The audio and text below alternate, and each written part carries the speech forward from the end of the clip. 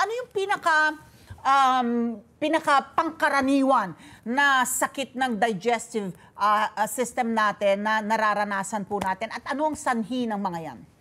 Okay.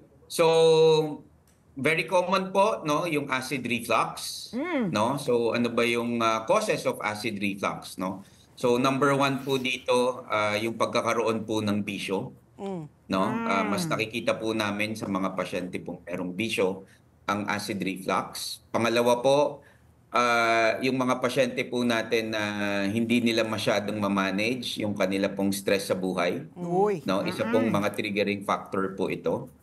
At pangatlo po, sa mga pasyente pong madaming mga iniinom pong mga gamot, no?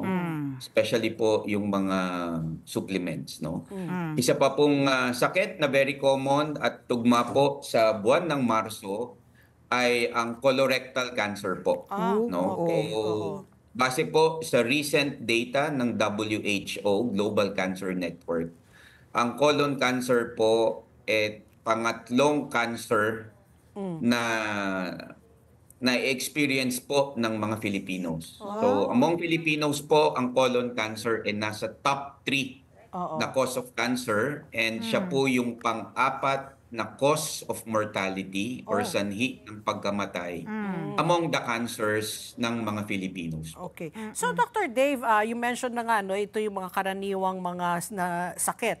Acid reflux, gastritis, irritable bowel movement. And what brings that about? Is that something that you inherit or through the years, bad eating habits, or talagang stress-related lahat lang talaga yan? Kasi may nagsabi sa akin, basta sakit sa tiyan, laging stress-related yan. How true is that? Okay, madami pong factors, no? Dito po sa mga minention nyo pong sakit, no? So for GERD, irritable bowel syndrome, yung colorectal cancer po at iba pa pong cancer, no? May factor po dito yung heredity po, no? So at times nasa lahi po talaga. Okay. Now, yung acid reflux po, irritable bowel syndrome, tama po kayo. It may be brought about by stress, no? Pwede po itong ma-develop with bad eating habits, no? Especially po yung pagkakaroon ng fatty liver and gallstones po. Okay. So, tell us about yung iba yung fatty liver, taba doon sa iyong atay. Doon sa visceral fat mo, yung taba mo naman dito sa bilbil natin. Love handles! Diba? Love handles, bakit delikado na magkaroon ka ng fatty liver? Apart from, ang pinoproblema lang natin, bilbil, yung taba ninyo, laki ng pusong ko, ganyan, whatever. Pero yung fatty liver, delikado yan, Doc.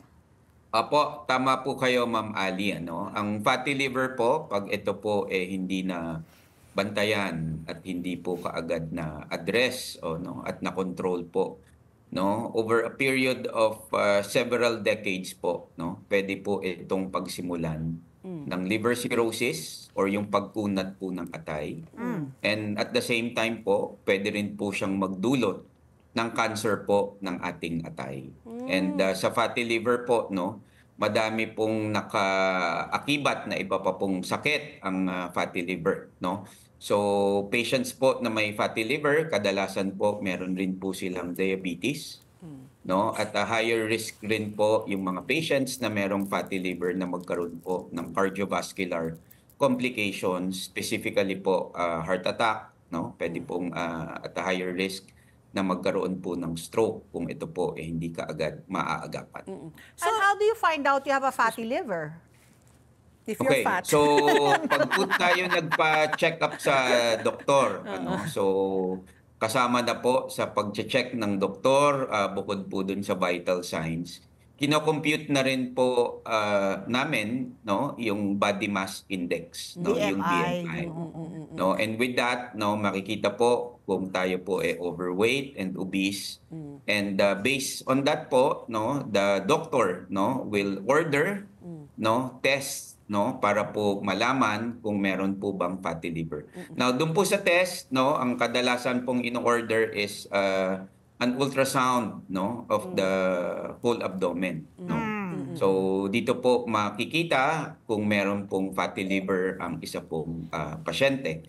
Meron pa pong mga ibang test kagaya po ng elastogram at fibroscan na mas sensitive and specific po, no, para po ma-detect yung level of fatty infiltration po sa liver. At sa mga nakikinig po, no, rest assured yung mga doktor po natin i-guide tayo kung ano po yung pinaka-appropriate na test na dapat pong ipagawa. Let's get together. Sunnet 25. Sunnet 25.